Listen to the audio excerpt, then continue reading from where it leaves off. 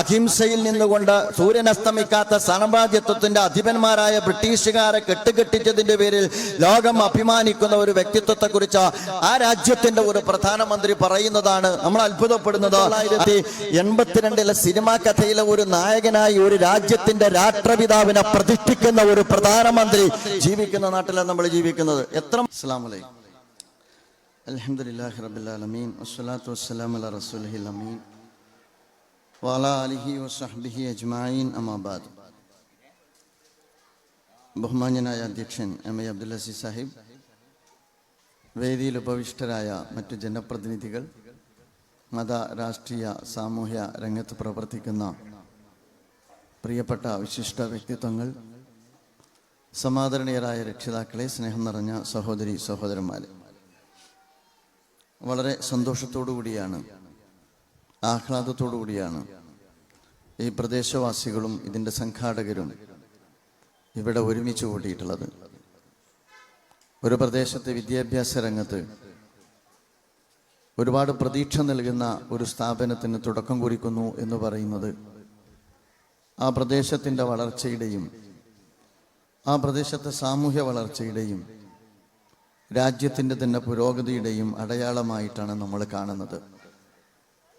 നേരത്തെ ഇവിടെ സൂചിപ്പിച്ചതുപോലെ ICTക്ക് കീഴിലുള്ള വിദ്യാഭ്യാസ പ്രവർത്തനങ്ങൾക്ക് പതിറ്റാണ്ടുകളുടെ പഴക്കമുണ്ട് എന്ന് എനിക്കറിയാം. ആ പതിറ്റാണ്ടിൻ്റെ പരിചയത്തിൽ നിന്നും അനുഭവത്തിൽ നിന്നുകൊണ്ടുമാണ് കുറച്ചുകൂടി സ്ട്രക്ചേർഡായ ശാസ്ത്രീയമായ സ്വഭാവത്തിൽ കുറച്ചുകൂടി വലിയ ഒരു പ്രൊജക്റ്റിലേക്ക്, എഡ്യൂട്രീ എന്ന് പറയുന്ന ഒരു വലിയ പ്രൊജക്റ്റിലേക്ക് ICT ട്രസ്റ്റ് ചുവടുവെക്കുന്നത്. അതിൻ്റെ തന്നെ തുടർച്ചയാണ് ഖുബ എന്ന് പറയുന്ന വളരെ ശ്രദ്ധേയമായ കേരളത്തിൻ്റെ വിവിധ കോണുകളിൽ നിന്നുള്ള വിദ്യാർത്ഥികൾക്ക് വിദ്യാഭ്യാസ രംഗത്ത് അവർക്ക് വളർച്ചയുള്ളതോടൊപ്പം തന്നെ അവർക്ക് വാല്യൂ ബേസ്ഡ് ആയ ഒരു ജീവിതം രൂപപ്പെടുത്തിയെടുക്കാൻ ആവശ്യമായ ഇസ്ലാമിക മാർഗനിർദ്ദേശം കൂടി നൽകുന്ന ഖുബ ഇസ്ലാമിക് അക്കാദമി കൂടി ഇതിൻ്റെ കൂടെ തന്നെ തുടക്കം കുറിക്കുന്നു എന്നത് ഏറെ സന്തോഷകരമാണ്.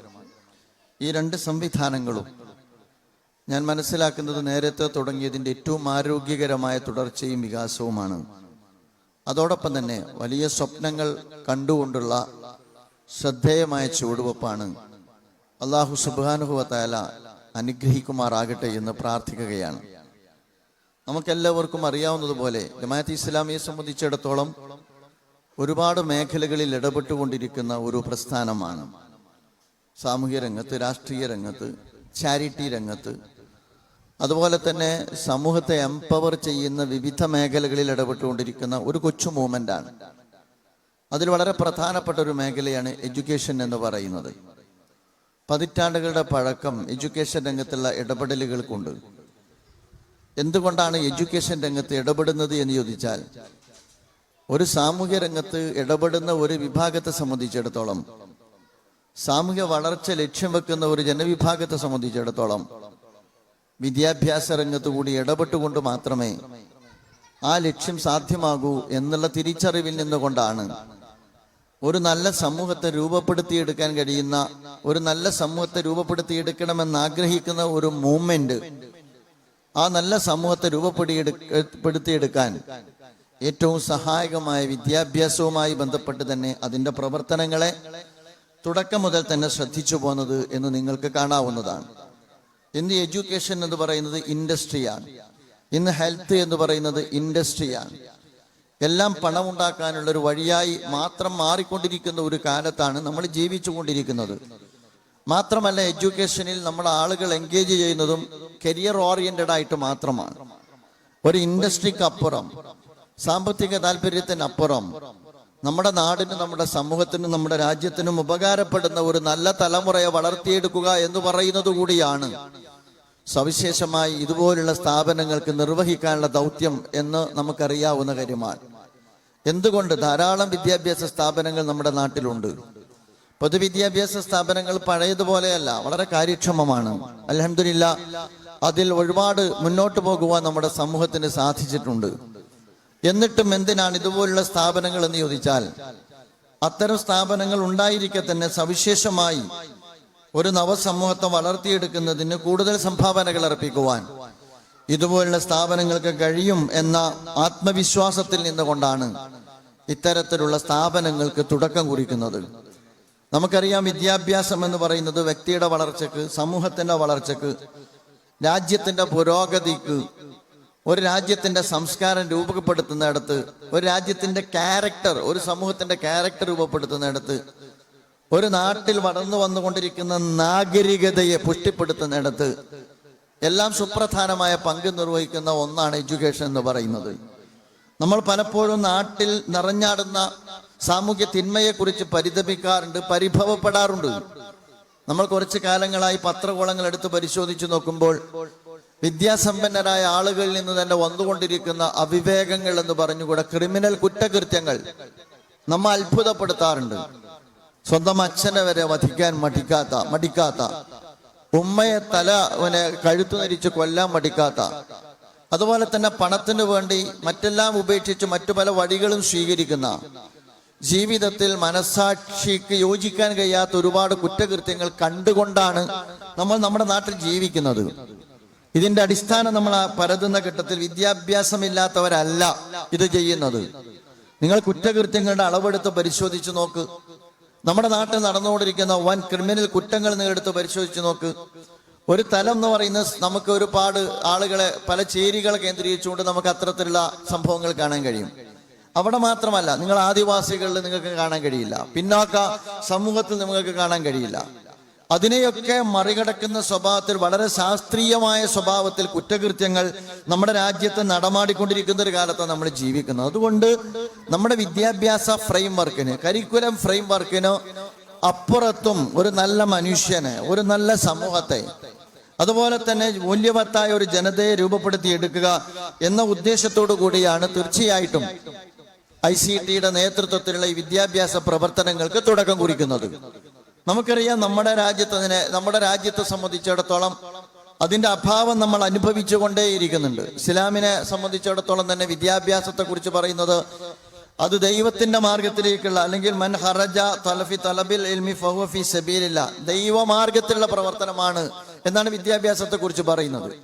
വിദ്യാഭ്യാസം ദൈവമാർഗത്തിലുള്ള പ്രവർത്തനമായി മാറുന്നത് എപ്പോഴാണ്? മൂല്യവത്തായ ഒരു സമൂഹത്തെ രൂപപ്പെടുത്തിയെടുക്കുവാൻ വിദ്യാഭ്യാസം ഉപകരിക്കുന്ന ഘട്ടത്തിലാണ് ദൈവമാർഗത്തിലുള്ള പ്രവർത്തനമായി വിദ്യാഭ്യാസം മാറുക. അതുകൊണ്ട് തന്നെ വിദ്യാഭ്യാസത്തെ ദൈവമാർഗത്തിലുള്ള പ്രവർത്തനം എന്ന അർത്ഥത്തിൽ മൂല്യവത്തായ ഒരു സമൂഹത്തിന്റെ സൃഷ്ടിക്ക് വേണ്ടി പ്രയോജനപ്പെടുത്തുക എന്ന ഉദ്ദേശത്തോടു കൂടിയാണ് ഈ സ്ഥാപനങ്ങൾക്ക് തുടക്കം കുറിക്കപ്പെട്ടിരിക്കുന്നത്. നമ്മുടെ ഒരു തലമുറ ഒരുപാട് വളർന്നിട്ടുണ്ട്. ഈ സന്ദർഭത്തിൽ ഞാൻ പറയുക, പഴയതുപോലെയല്ല. മുമ്പത്തെ കാലത്ത് വിദ്യാഭ്യാസം എന്ന് പറയുന്നത് മലബാർ വളരെ പിറകിലാണ്, മലപ്പുറം അതിനേക്കാൾ പിറകിലാണ്. ഇന്ന് വളരെ പൊട്ടൻഷ്യലുള്ള, വളരെ ഡൈനാമിക്കായ ഒരു സമൂഹം നമ്മുടെ ചുറ്റും വളർന്നു വന്നുകൊണ്ടേയിരിക്കുകയാണ്. എന്റെ മുമ്പിലിരിക്കുന്ന ആളുകളിൽ ഗ്രാജുവേഷൻ കഴിഞ്ഞവരുണ്ട്, പോസ്റ്റ് ഗ്രാജുവേഷൻ കഴിഞ്ഞവരുണ്ട്, അതുപോലെ തന്നെ PhD പഠിച്ചുകൊണ്ടിരിക്കുന്ന, അല്ലെങ്കിൽ അത് നേടിയെടുത്ത ആളുകളുണ്ട്. ഇന്ന് നമുക്ക് അത്തരം വിദ്യാസമ്പന്നമായ ഒരു സമൂഹത്തെ, എല്ലാ പ്രാരാബ്ധങ്ങൾക്കിടയിലും അത്തരം വിദ്യാസമ്പന്നമായ ഒരു സമൂഹത്തെ നമുക്ക് കാണാൻ കഴിയുന്ന ഒരു കാലത്താണ് നമ്മൾ ജീവിച്ചുകൊണ്ടിരിക്കുന്നത്. നേരത്തെ വഹാബ് സാഹിബ് സൂചിപ്പിച്ചതുപോലെ ഫുൾ A+കാർ നമുക്ക് ധാരാളമുണ്ട്. മുമ്പ് നമുക്ക് പഠിക്കാൻ കുട്ടികളാണ് ഇല്ലാതിരുന്നത് എങ്കിൽ വിദ്യാഭ്യാസ രംഗത്ത് പലപ്പോഴും 8ൽ നിന്നും 10ൽ നിന്നും കുട്ടികൾ നഷ്ടപ്പെട്ടുകൊണ്ടിരിക്കുന്ന ഒരു കാഴ്ചയാണ് ഉണ്ടായിരുന്നത് എങ്കിൽ ഇന്ന് അങ്ങനെയല്ല. ഫുൾ A+ വാങ്ങി ജയിക്കുന്ന കുട്ടികൾക്ക് പഠിക്കാനുള്ള സീറ്റ് ഇല്ലാതായി പോകുന്ന അർത്ഥത്തിലുള്ള വളർച്ച നമ്മുടെ വിദ്യാഭ്യാസ രംഗത്ത് നമുക്ക് കാണാവുന്നതാണ്. എഞ്ചിനീയറിംഗിൽ, അതുപോലെ തന്നെ മെഡിസിനിൽ, അതുപോലെ തന്നെ സിവിൽ എഡ്യൂക്കേഷനിൽ, സിവിൽ സർവീസിൽ, ഇങ്ങനെയുള്ള വ്യത്യസ്തമായ മേഖലകളിൽ, ഹയർ എഡ്യൂക്കേഷനിൽ വരെ വളരെ പ്രാപ്തരായ, വളരെ നല്ല കഴിവുള്ള വിദ്യാർത്ഥികൾ വളർന്നു വന്നുകൊണ്ടിരിക്കുന്ന ഒരു കാലത്താണ് നമ്മൾ ജീവിച്ചു കൊണ്ടിരിക്കുന്നത്. മാത്രമല്ല, മുസ്ലിം കമ്മ്യൂണിറ്റി എന്ന്, backward Dalit community, Muslim community, മൈനോറിറ്റിയായ ക്രൈസ്തവ കമ്മ്യൂണിറ്റി, മലയോര മേഖല, തീരദേശ മേഖല, ഇവിടങ്ങളിലെല്ലാം ആ അർത്ഥത്തിലുള്ള ഒരു മാറ്റം നമ്മൾ കണ്ടുകൊണ്ടേയിരിക്കുകയാണ്. ഇന്ന് സെൻട്രൽ യൂണിവേഴ്സിറ്റികളിൽ നിങ്ങൾ ചെന്നാൽ അത്തരത്തിലുള്ള എല്ലാ കമ്മ്യൂണിറ്റിയുടെയും റെപ്രസെന്റേഷൻ നിങ്ങൾക്ക് ആ പറയുന്ന സെൻട്രൽ യൂണിവേഴ്സിറ്റികളിൽ കാണാൻ കഴിയും. നിങ്ങൾ ഇന്റർനാഷണൽ യൂണിവേഴ്സിറ്റികളിൽ ചെന്നാൽ വളരെ പിന്നോക്കം നിൽക്കുന്ന മലബാർ മേഖലകളിൽ നിന്നുള്ള കുട്ടികളെ നമുക്ക് അവിടെ കണ്ടെത്താൻ കഴിയും. അപ്പൊ വിദ്യാഭ്യാസ രംഗത്ത് വമ്പിച്ച വളർച്ച നടന്നുകൊണ്ടിരിക്കുന്ന ഒരു കാലത്ത് ആ വളർച്ചയുടെ പാതയിൽ, ആ പുരോഗതിയുടെ പാതയിൽ, ആ വികാസത്തിന്റെ പാതയിൽ ഈ പ്രദേശത്ത് കൂടി അടയാളപ്പെടുത്തുന്ന, ഈ പ്രദേശത്തിന്റെ കൂടി വികാസത്തിന് ചിറക് നൽകുന്ന, ഈ പ്രദേശത്ത് കൂടി വിദ്യാഭ്യാസത്തിന്റെ തണലൊരുക്കുന്ന ഒരു വൻ വടവൃക്ഷത്തിനാണ് നമ്മൾ ഇന്ന് തുടക്കം കുറിക്കുന്നത്. അല്ലാഹു സുബ്ഹാനഹു വ തആല ആ അർത്ഥത്തിൽ പടർന്ന് പന്തലിക്കുന്ന ഈ പ്രദേശത്ത് മുഴുവൻ ജനവിഭാഗത്തിനും തണലേകുന്ന ഒരു വടവൃക്ഷമായി വളരാൻ ഈ സംവിധാനത്തെ അനുഗ്രഹിക്കുമാറാകട്ടെ എന്നൊരിക്കൽ കൂടി പ്രാർത്ഥിക്കുകയാണ്. നമുക്കറിയാം, വിദ്യാഭ്യാസ രംഗത്ത് ഇനിയും നമ്മൾ ഒരുപാട് കാര്യങ്ങൾ ശ്രദ്ധിക്കാനുണ്ട്. നമുക്ക് നമ്മുടെ പാഠപുസ്തകത്തിനപ്പുറം, നമ്മുടെ കരിക്കുലം ഫ്രെയിംവർക്കിനപ്പുറം നമ്മൾ അഭിമുഖീകരിക്കുന്ന ഒരുപാട് പ്രശ്നങ്ങളുണ്ട്. ഞാൻ പറയുക, നമ്മുടെ പാഠ്യപദ്ധതി നമ്മൾ അഭിമുഖീകരിക്കുന്ന സാമൂഹ്യ പ്രശ്നങ്ങളെ മുഴുവൻ അത് അഡ്രസ് ചെയ്യുന്നുണ്ടോ എന്ന് ചോദിച്ചാൽ ഇല്ല എന്ന് വിശ്വസിക്കുന്ന ആളാണ് ഞാൻ. ഒരുപാട് കാര്യങ്ങൾ നമുക്കതിനപ്പുറവും നമുക്ക് ഒരു വിദ്യാഭ്യാസ അന്തരീക്ഷത്തിൽ അധ്യാപകരിലൂടെ നമ്മുടെ വിദ്യാർത്ഥികൾക്ക് കൊടുക്കേണ്ടതായിട്ടുണ്ട്. അതിനെ കൂടി അഡ്രസ് ചെയ്യുന്നതാകുമ്പോഴാണ് ഇത്തരത്തിലുള്ള വിദ്യാഭ്യാസ സ്ഥാപനങ്ങൾ അതിന്റെ ലക്ഷ്യത്തിൽ എത്തുന്നത് എന്ന് നാം മനസ്സിലാക്കണം. സൊസൈറ്റി എന്ന നിലയിൽ, അതുപോലെ തന്നെ കമ്മ്യൂണിറ്റി എന്ന നിലയിൽ, മൈനോറിറ്റി എന്ന നിലയിൽ ഒരുപാട് കാര്യങ്ങൾ നമുക്ക് നേടിയെടുക്കാനുണ്ട്. ഒരുപാട് വെല്ലുവിളികൾ നമ്മൾ നേരിട്ടുകൊണ്ടിരിക്കുന്നുണ്ട്. നേരത്തെ ഇവിടെ പലരും സൂചിപ്പിച്ചതാണ്, ഇന്ന് നമ്മുടെ രാജ്യം നേരിട്ടുകൊണ്ടിരിക്കുന്ന ഏറ്റവും വലിയ പ്രശ്നം എന്താണ് എന്ന് ചോദിച്ചാൽ ഞാൻ പറയുക, ഇന്ന് നമ്മുടെ രാജ്യം നേരിട്ടുകൊണ്ടിരിക്കുന്ന ഏറ്റവും വലിയ പ്രശ്നം വംശീയതയാണ്. ഏറ്റവും വലിയ പ്രശ്നം വർഗീയതയാണ്. ആ വർഗീയത നടന്നുകൊണ്ടിരിക്കുന്ന, കമ്മ്യൂണൽ പോളറൈസേഷൻ നടന്നുകൊണ്ടിരിക്കുന്ന, അതുപോലെ തന്നെ ആ വംശീയത നടന്നുകൊണ്ടിരിക്കുന്ന, വെറുപ്പ് ഉൽപ്പാദിപ്പിക്കപ്പെട്ടുകൊണ്ടിരിക്കുന്ന സാമൂഹ്യ സംവിധാനത്തിനകത്ത്, ഒരു ബഹുസ്വര സമൂഹത്തിനകത്ത് അതിന്റെ സോഷ്യൽ ഫാബ്രിക്കിന് തന്നെ ഡാമേജ് സംഭവിച്ചുകൊണ്ടിരിക്കുന്ന ഒരു കാലഘട്ടത്തിൽ അതിനെ അതിജീവിക്കാൻ കഴിയുന്ന ഒരു പുതിയ തലമുറയെ വളർത്തിയെടുക്കുവാൻ നമ്മുടെ വിദ്യാഭ്യാസ സംവിധാനം പ്രാപ്തമാണോ എന്ന് ചോദിച്ചാൽ ഇനിയും അത് ശക്തിപ്പെടേണ്ടതുണ്ട് എന്നതാണ് നമ്മുടെ വിദ്യാഭ്യാസ സംവിധാനത്തെ കുറിച്ച് പരിശോധിക്കുമ്പോൾ നമുക്ക് മനസ്സിലാക്കാൻ കഴിയുക. നമ്മുടെ രാജ്യത്തിന്റെ പ്രത്യേകത എന്താണ്? ഈ വേദിയും ഈ സദസ്സും പറയുന്നതാണ് അതിന്റെ പ്രത്യേകത എന്ന് പറയുന്നത്. അത് ബഹുസ്വരതയാണ് നമ്മുടെ നാടിന്റെ പ്രത്യേകത എന്ന് പറയുന്നത്. മതേതരത്വമാണ് നമ്മുടെ നാടിന്റെ പ്രത്യേകത എന്ന് പറയുന്നത്.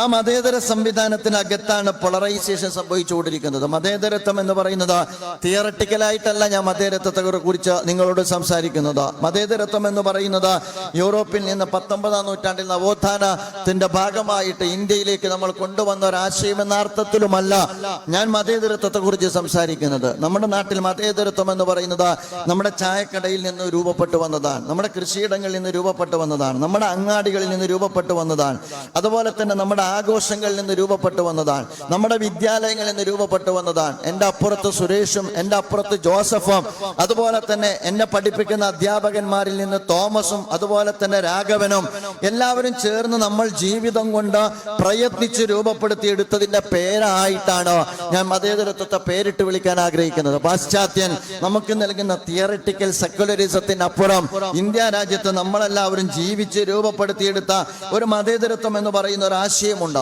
ആ ആശയമാണ് ഇന്ന് വംശീയതയുടെ മുമ്പിൽ, വർഗീയതയുടെ മുമ്പിൽ ഏറ്റവും വലിയ വെല്ലുവിളി നേരിട്ടുകൊണ്ടിരിക്കുന്ന ഘടകം എന്ന് പറയുന്നത്. ഞാൻ പറയുക, നാരോക്കാവായാലും അതുപോലെ തന്നെ ഏതു പ്രദേശത്തായാലും ഒരു വിദ്യാലയത്തിന്റെ മുറ്റത്തിൽ നിന്ന് രൂപപ്പെട്ടു വരേണ്ടത് രാജ്യം ഇന്ന് നേരിട്ടുകൊണ്ടിരിക്കുന്ന വംശീയതയുടെയും വർഗീയതയുടെയും വെല്ലുവിളികളെ അഭിമുഖീകരിക്കാനും അതിജീവിക്കാനും ഉൾക്കരുത്തുള്ള രാഷ്ട്രീയ സാമൂഹിക അവബോധമുള്ള ഒരു പുതിയ തലമുറയെ വളർത്തിയെടുക്കാൻ കഴിയുമ്പോഴാണ് പുതിയ കാലത്തെ വിദ്യാഭ്യാസം അതിന്റെ ലക്ഷ്യം നിറവേറ്റിയെന്ന് നമുക്ക് പറയാൻ പറ്റൂ. ആ അർത്ഥത്തിലേക്ക് നമ്മുടെ വിദ്യാഭ്യാസ കാഴ്ചപ്പാട് വികസിക്കേണ്ടതുണ്ട് എന്നാണ് പറയുന്നത്. വാൾട്ടർ ബെഞ്ചമിൻ ജർമ്മനിയെ കുറിച്ച് ഒരു ഘട്ടത്തിൽ ഒരു വർത്തമാനം പറയുന്നുണ്ട്. ജർമ്മനിയെ അഥവാ ഹിറ്റ്ലറുടെ ജർമ്മനിയെ നോക്കിക്കൊണ്ട് അദ്ദേഹം പറയുന്നത്, ഞാൻ യക്ഷിക്കഥകൾ, മുത്തശ്ശി പറഞ്ഞു തരാറുള്ള യക്ഷിക്കഥകളുണ്ട്, ആ മുത്തശ്ശി പറഞ്ഞു തരാറുള്ള യക്ഷിക്കഥകൾ ഞാൻ ഇപ്പോൾ കാണുന്നത് എൻ്റെ ഈ പറയുന്ന ജർമ്മനിയിലാണ് എന്ന് അദ്ദേഹം പറയുന്നുണ്ട്. ഭീകരമായ യക്ഷിക്കഥകൾ ഞാൻ കാണുന്നത് ജർമ്മനിയിലാണ് എന്നതുപോലെ തന്നെ നമ്മുടെ രാജ്യത്ത് ഒരു പക്ഷേ കുറച്ച് പതിറ്റാണ്ട് മുമ്പ് കഥ പോലുമായി പറയാൻ പറ്റാത്ത വർത്തമാനങ്ങളാണ് നമ്മുടെ രാജ്യത്ത് നമ്മുടെ പ്രധാനമന്ത്രിയിൽ നിന്ന് വരെ നമ്മൾ കേട്ടുകൊണ്ടിരിക്കുന്നത് എന്ന് നമ്മൾ മനസ്സിലാക്കണം. നാഷണൽ എഡ്യൂക്കേഷൻ പോളിസി നമ്മുടെ കേരളത്തിലല്ലാത്ത മറ്റു പല സ്ഥലത്തും എക്സിക്യൂട്ട് ചെയ്തുകൊണ്ടിരിക്കുന്നുണ്ട്. നാഷണൽ എഡ്യൂക്കേഷൻ പോളിസി എന്ന് പറയുന്നത് ഒരു രാജ്യത്തിന്റെ വളർച്ച, ഒരു രാജ്യത്തിന്റെ കൾച്ചർ, ഒരു രാജ്യത്തിന്റെ സിവിലൈസേഷൻ എന്നതിൽ ഒരു രാജ്യത്തിന്റെ എഡ്യൂക്കേഷൻ വളരെ പ്രധാനമാണ് എന്ന് പറയുന്നതോടൊപ്പം തന്നെ ആ എഡ്യൂക്കേഷനെ രൂപപ്പെടുത്തുന്ന ഐഡിയോളജി അതിനേക്കാൾ പ്രധാനമാണ്. വംശീയതയിൽ അധിഷ്ഠിതമായ ഒരു സാമൂഹ്യ ക്രമത്തിനകത്ത്, വംശീയയിൽ അധിഷ്ഠിതമായ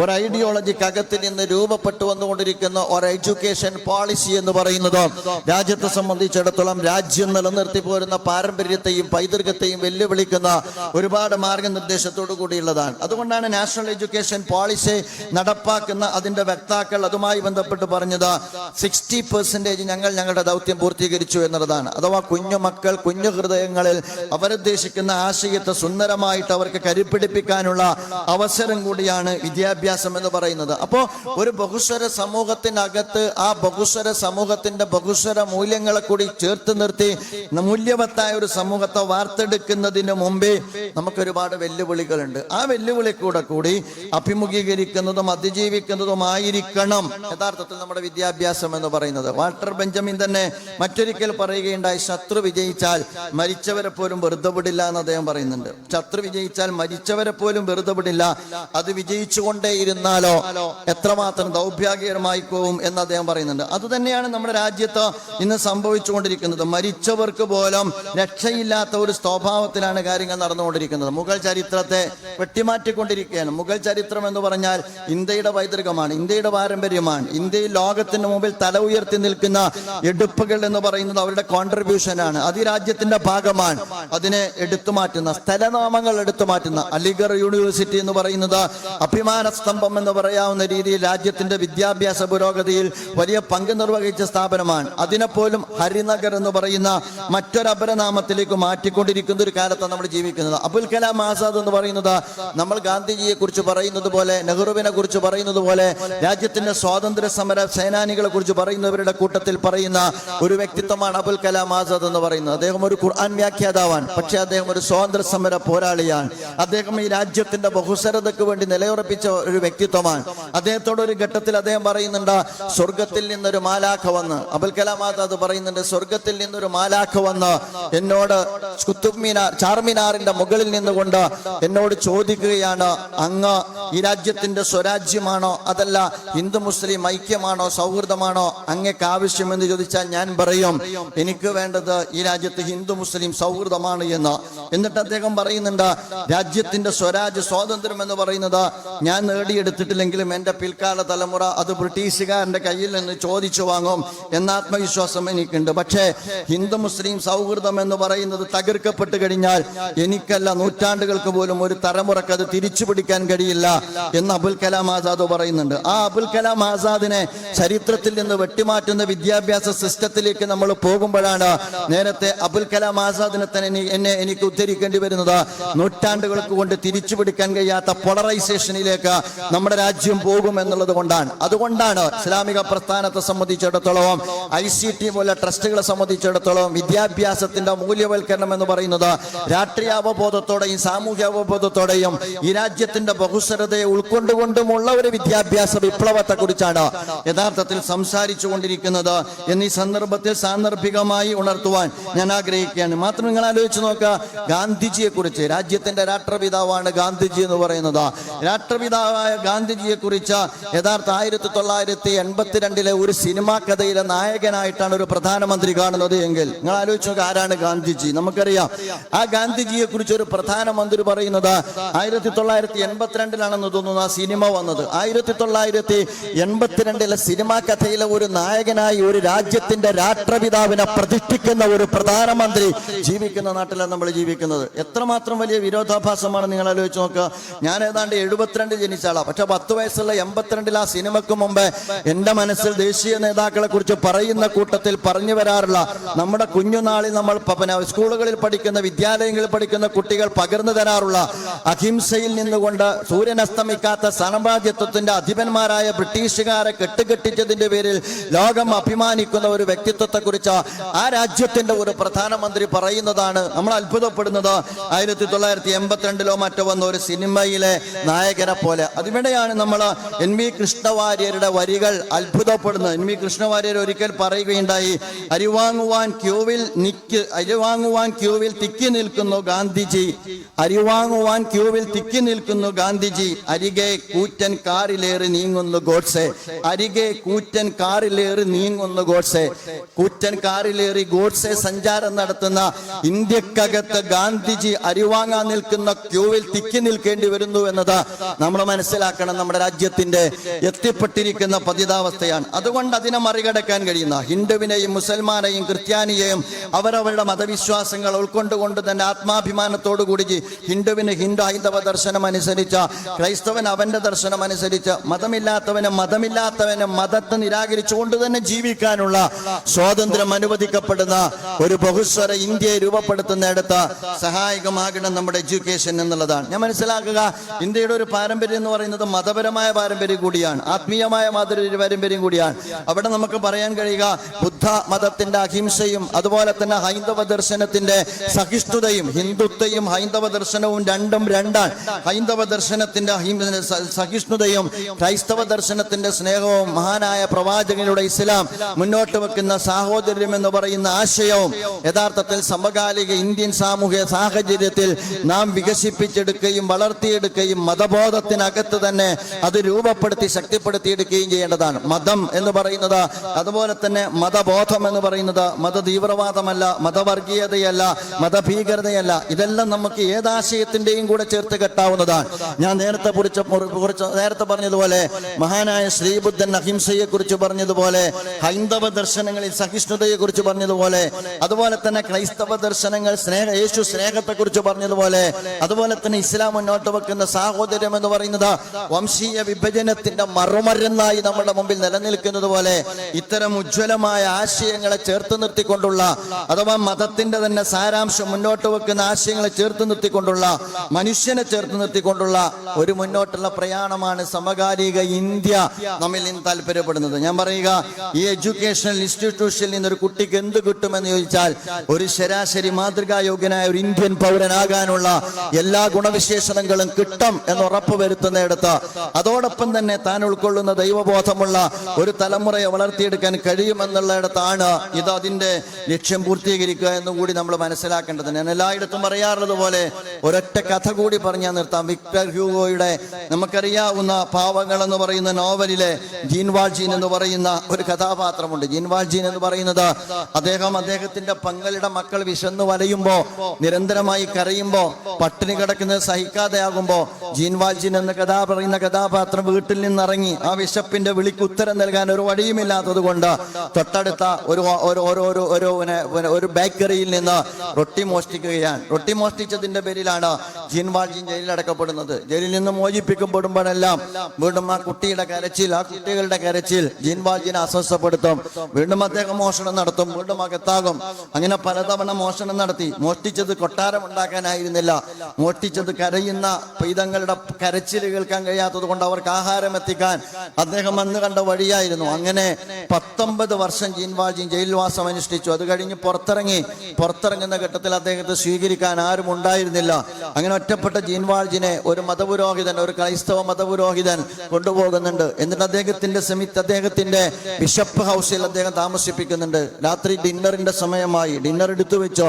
ആ ഡിന്നർ എടുത്തു വെക്കുമ്പോൾ നല്ല വെള്ളിപ്പാത്രമുണ്ട് ഡൈനിങ് ടേബിളിൽ. അതുപോലെ തന്നെ മെഴുകുതിരി സ്റ്റാൻഡ് എന്ന് പറയുന്നത് നല്ല വെള്ളിക്കോലിൽ തന്നെയാണ് മെഴുകുതിരി സ്റ്റാൻഡ് ഉള്ളത്. എല്ലാം കഴിഞ്ഞ് അച്ഛൻ അങ്ങ് കിടക്കാൻ പോയി, പിതാവ് കിടക്കാൻ പോയി, തിരുമേനി കിടക്കാൻ പോയി. അത് കഴിഞ്ഞിട്ട് ജീൻ വാൾജീനും സൗകര്യത്തോടു കൂടി കിടക്കാനുള്ള സൗകര്യം കൊടുത്തു. അത് കഴിഞ്ഞ് ജീൻ വാൾജീൻ ഉറങ്ങിയപ്പോൾ, ഏതാണ്ട് കിടന്നപ്പോ 8, 10, 11, 12 മണിയപ്പോൾ അദ്ദേഹത്തിനിലെ ആ മോഷണം എന്ന് പറയുന്ന ആശയം വീണ്ടും ഉടലെടുത്തു. അദ്ദേഹം പുറത്തിറങ്ങി. ഡൈനിങ് ടേബിളിന്റെ പുറത്ത് നിന്ന് വെള്ളിപ്പാത്രങ്ങളും അതുപോലെ തന്നെ ആ വെള്ളിക്കാലും എടുത്തിട്ട് അദ്ദേഹം പുറത്തിറങ്ങി യാത്രയാകുമ്പോൾ പോലീസ് അദ്ദേഹത്തെ പിടികൂടുന്നുണ്ട്. പോലീസ് അദ്ദേഹത്തെ പിടികൂടിയിട്ട് അദ്ദേഹത്തെ അച്ഛന്റെ മുമ്പിൽ കൊണ്ടുവരുന്നുണ്ട്. അച്ഛനോട് പറഞ്ഞു, പിന്നെ ഇതെല്ലാം ഇവിടുത്തേതല്ലേ? അതെ, ഇതെല്ലാം ഇവിടുത്തേതാണ്. എന്നിട്ട് അദ്ദേഹം പറയുന്നുണ്ട്, ഇവനെ വഴിയെ വെച്ച് പിടികൂടിയതാണെന്ന് പറയുമ്പോൾ അദ്ദേഹം പറയുന്നുണ്ട്, അത് ഞാൻ അവന് കൊടുത്തതാണ്. എന്തിനാണ് നിങ്ങൾ ഇദ്ദേഹത്തിന് ഇത് കൊടുത്തത് എന്ന് ചോദിക്കുമ്പോ ആ അച്ഛൻ പറയുന്നുണ്ട്, ഹി ഈസ് മൈ ബ്രദർ, അവൻ എൻ്റെ സഹോദരനാണ്. നമുക്ക് എന്നാണ് പരസ്പരം സഹോദരങ്ങളായി കാണാൻ കഴിയുക? താഴുന്നവരുണ്ടാകും, വീഴുന്നവരുണ്ടാവും, ഇല്ലാത്തവരുണ്ടാവും, അന്നമില്ലാത്തവരുണ്ടാവും, തൊഴിലില്ലാത്തവരുണ്ടാകും. നമ്മളൊരു പക്ഷേ ജീവിത സാഹചര്യം കൊണ്ട് വ്യത്യസ്ത തട്ടിൽ കിടക്കുന്നവരുണ്ടാകും, പൊടുക്കളെ പോലെ ജീവിക്കുന്നവരുണ്ടാകും. അവരെയെല്ലാം ഇന്ത്യ എന്ന് പറയുന്ന ഒരു ആശയത്തിൽ ചേർത്ത് നിർത്താൻ പ്രേരിപ്പിക്കുമ്പോഴേ എൻ്റെ മതമാവുകയുള്ളൂ, എൻ്റെ ഇസ്ലാമാവുകയുള്ളൂ. എൻ്റെ ദൈവബോധമാവുകയുള്ളൂ.